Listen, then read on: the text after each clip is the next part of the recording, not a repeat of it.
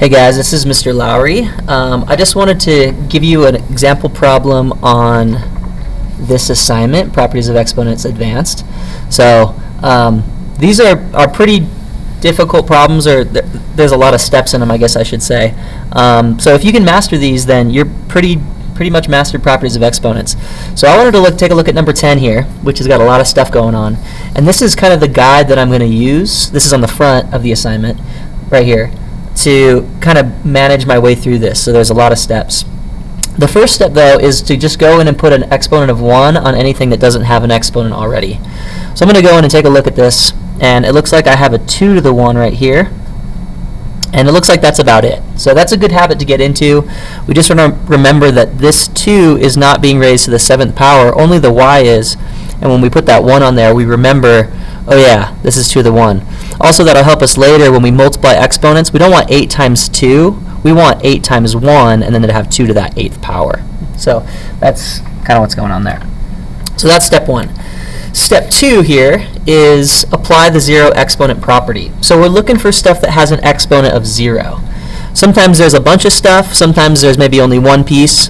In this case, we see this x to the 0. We can just cross that out because we know x to the 0 is 1. So that's not going to be too much of an issue. Okay? Let's see if I can focus this a little bit. It looks a little blurry. Okay. So this has got a 5, a -8, a 5. This is a 1, a 7, and a 6. This is an 8. We just crossed out the x to the 0. We got a -6 and a 7. So this is a little bit small. So if that's hard to read, that's what we have there. Okay. The next thing here is apply the product and quotient properties within parentheses. And then we're going to remove the parentheses by applying the power properties.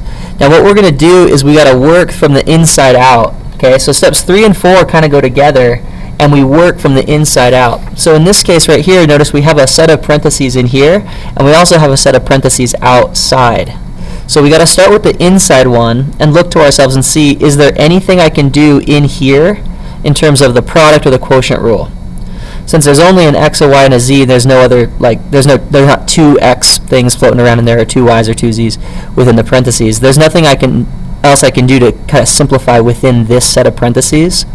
So the next step then would be to actually just multiply the 2 by all the exponents using our power properties.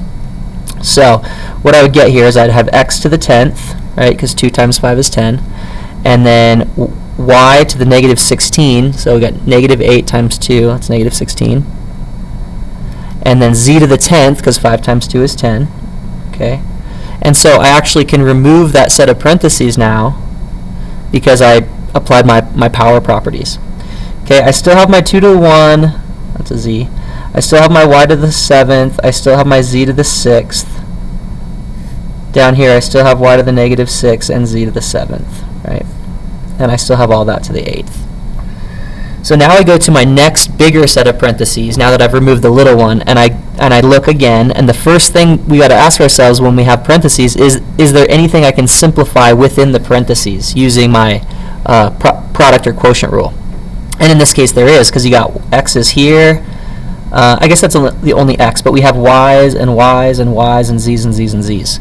So that's what we want to do. We want to use our product and our quotient rule here, and we'll just do them at the same time. Okay, so I have x to the 10th, that's fine. I actually have this 2 to the 1, so I'm going to put that out here in the front. We'll go numbers and then alphabetical order. Okay, now for the y's, I'm going to have y to the -16, and then I have to add 7 because there's a y to the 7th there. And then I have to subtract this -6 because since this is like a quotient now, quotient rule says subtract. If they're on the same level, we're going to add. If they're on different levels, we need to subtract. And since this is a -7, I have to subtract a it's a -6. I'm going to subtract a -6. Okay, so this is I know this is kind of small for you, but this is 7 minus -6. All right, now I have my z's, and I have z to the 10, right, from this guy. Z to the 10. I have plus z to the 6th, right, because that's a z to the 6th, and then I have to minus that 7. So I have, z to the 10 plus 6 minus 7. Okay, I accounted for all the variables now and all the numbers, and everything's good to go. So all that's going to be raised to the 8th power. Let's just clean it up a little bit now. So I have 2 to the 1, okay, that's the same. X to the 10th, that's the same. Okay, now we have to figure out what this is. So I have negative 16 plus 7, and then like this is going to be a plus 6. So this is going to be like a positive 13 and then a negative 16. So I'm actually going to get a y to the negative 3 here. Alright, and then for the z, I have 10 plus 6, which would be 16, and then minus 7. So that's going to give me a 9. Okay. Alright, now that all that stuff is cleaned up within the parentheses, the next thing is just to remove the parentheses. So do all the product and quotient rule inside first to make it nicer, and then you can distribute that. Well, it's not really distribute, but you can multiply that 8 here. Okay, so remember this is not 8 times 2. We don't want a 16 there. This is 8 times 2 to the 8 times 1. So this is 2 to the 8th power. Okay, and then we have x to the 80th power, because 8 times 10 is 80. We have y to the negative 24 power, because 8 times negative 3 is negative 24. And then we have z to the 72 power, because 9 times 8 is 72.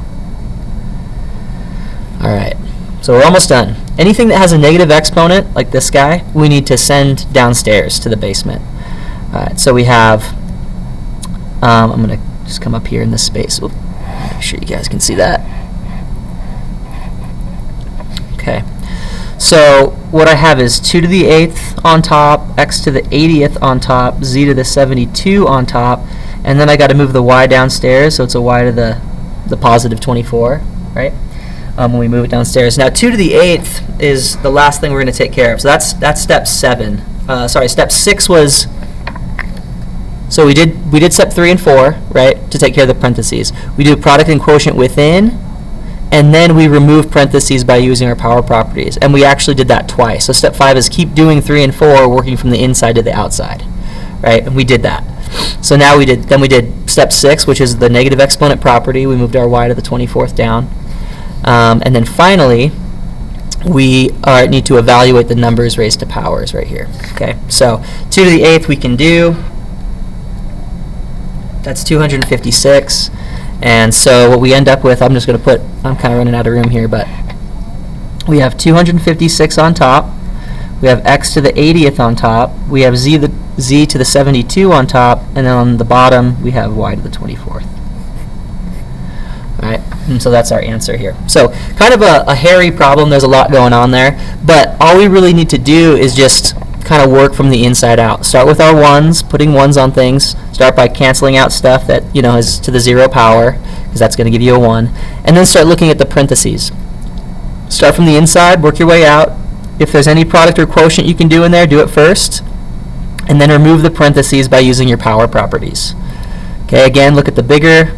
Once we had that little one removed, look at the bigger parentheses. If there's any product or quotient in there, we're going to do it.